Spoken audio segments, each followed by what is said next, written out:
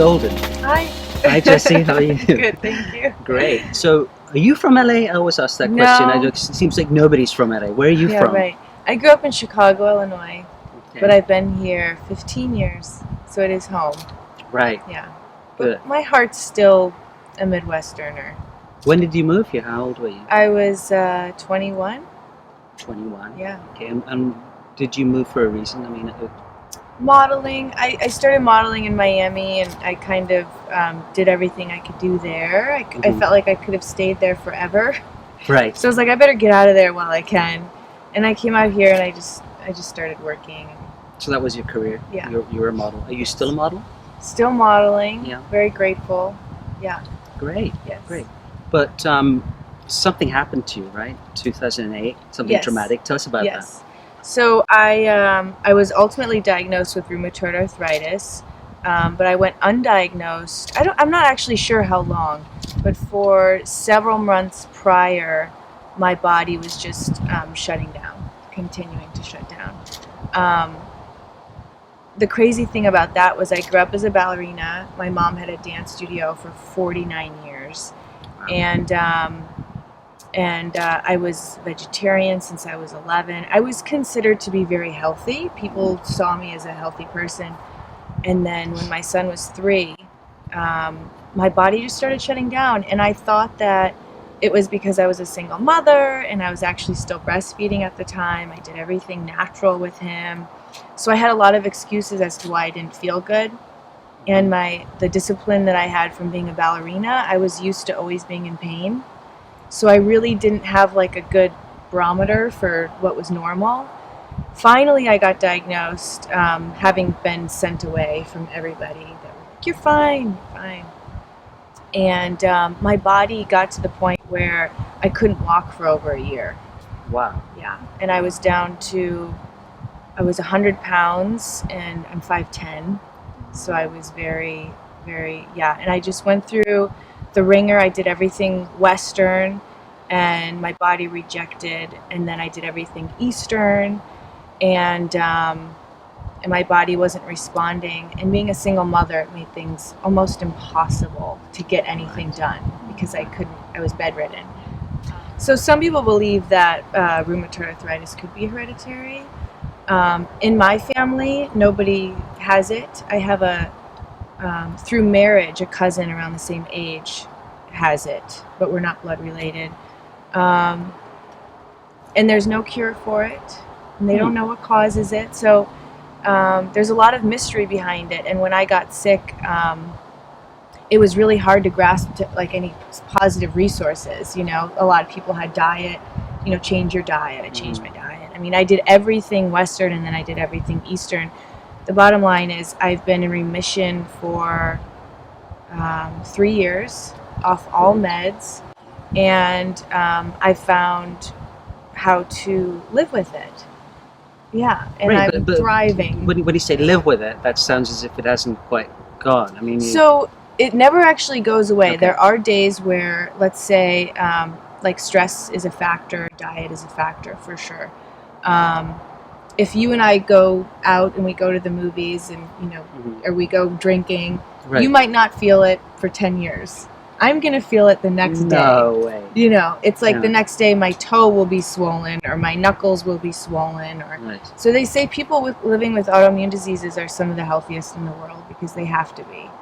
So we feel things immediately, and I just know what my triggers are, and I've learned, how to handle it and control it. And but it doesn't stop you enjoying life. I mean, you don't like stay at home and say, I'm not going to go out today because something could happen. You enjoy yourself. I did do that for a while. I went through my phase, but now I actually see it as a blessing instead of a curse.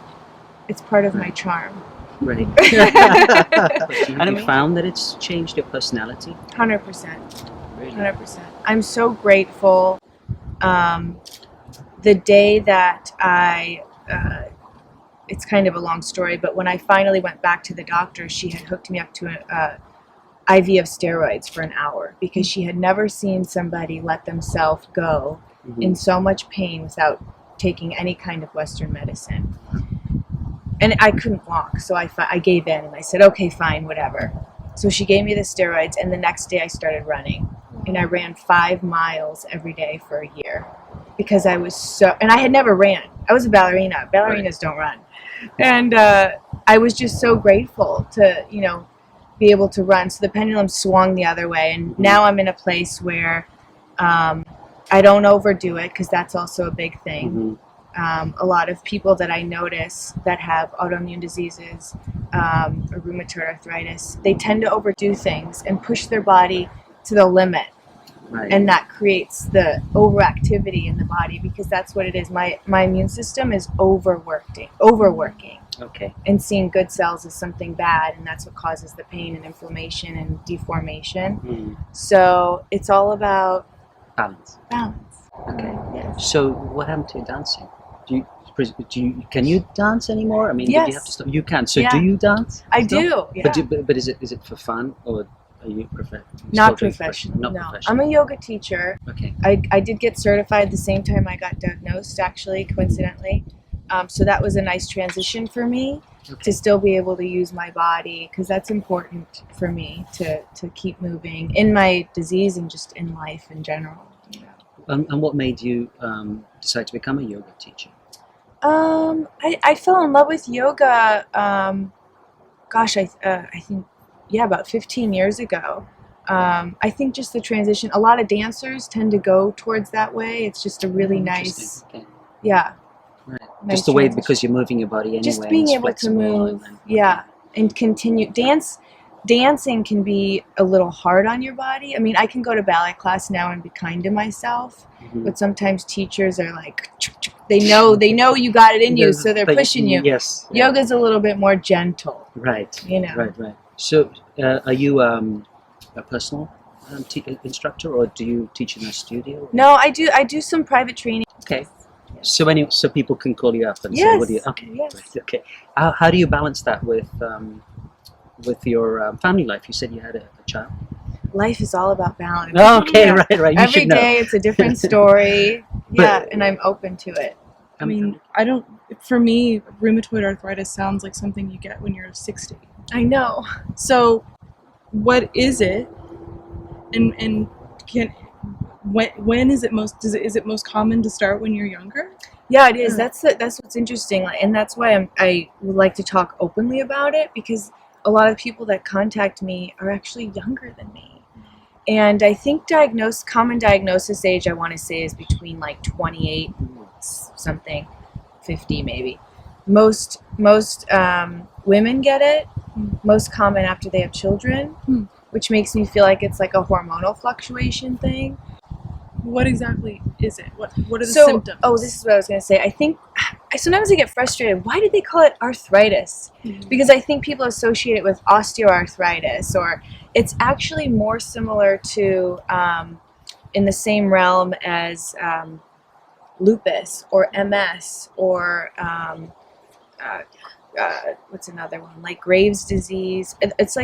There's a lot of hormonal and thyroid things going on. So basically it's your body is overactive, your immune system is over responding. So it sees positive good cells as negative, and it causes inflammation. So like when I was really sick, like my knuckles, all my synovial joints, which is any joint that moves, was highly inflamed. But it can also affect your heart, your lungs, your eyes, everything else if you let it go, and you have, high inflammatory response. When I was at my worst, my lungs were inflamed, my heart was inflamed, my eyes, my mouth. I mean, there's so many other things that are involved than just, but then it causes, it can cause deformity.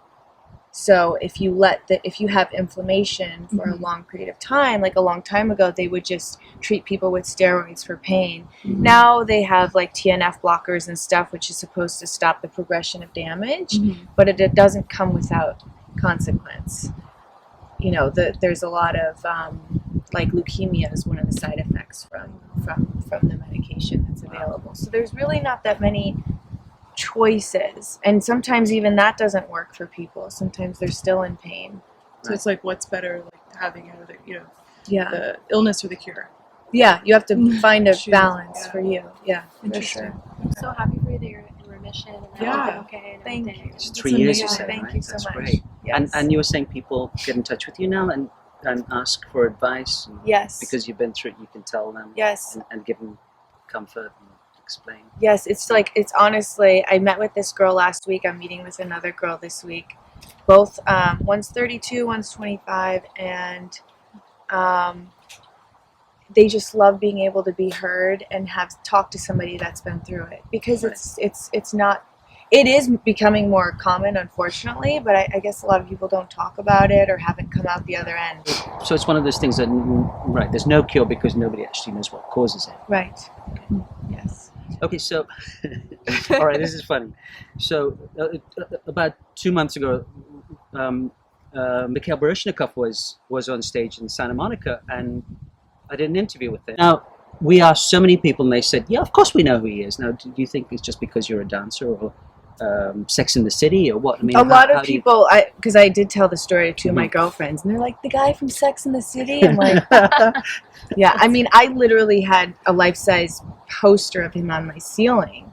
And the one of the best stories is I was at my ballet school, Alice Duboulay Ballet School in Chicago, Okay. and we heard that Baryshnikov was coming out with a cologne called Mishka, and he was selling it I at didn't know Marshall that. Fields. So I said, Mom, we are going to Marshall Fields. And I was in my ballerina outfit still. I think Yeah. I was 12 years old. Yeah. And CBS News or something saw me standing in line. And because I was this little girl in a ballerina outfit, they interviewed me. And I came up and I got his autograph and bought the clone. And I was just like, I couldn't. Yeah, he was like my first love. So, Jessie, you have a blog called Golden Secrets. Yes. When did you start that, and tell us about it? So when I started talking about my rheumatoid arthritis, and there was a couple companies, athletic companies, that let me talk about it as they were launching their activewear lines and stuff to be kind of an inspiration. People were shocked that I had all these other problems because I wasn't necessarily sharing like when I couldn't walk and stuff through social media. So once I became vocal about it, I really got inundated with emails and people connecting that were searching for my secrets. They wanted to know how I did it, and I couldn't respond to everybody's email, and it was keeping me up at night. And so finally one day I was like, I need to start a blog. And I'm just going to start it with general things, which originally started with, diet and ways you can help yourself, and then it evolved into spirituality. I talk about yoga and parenting, and now it's all my secrets that I like to share with people. So it's a mixture of stuff. It's a mixture of stuff. And can people write to, do they write to you and ask you questions that Yeah, you they answer through the Yes. blog? You can comment, you can email me. I love when people say, I've never heard of anything like this. This is so interesting. Or would you talk more about chakras or, interesting things. So I try and talk about things that not a lot of people might have heard about and have a different perspective. I've always been a little different since I was a kid. So it's a unique opinion. Great. Yes. So that's Golden Secrets? TheGoldenSecrets.org. TheGoldenSecrets.org. Yeah. Great. Well, we look forward to reading some of your secrets in Focus Magazine, right? Yes. You write some secrets for us, okay? I will. But then they won't be secrets anymore. I just thought about that. Right, exactly. Okay. Yeah.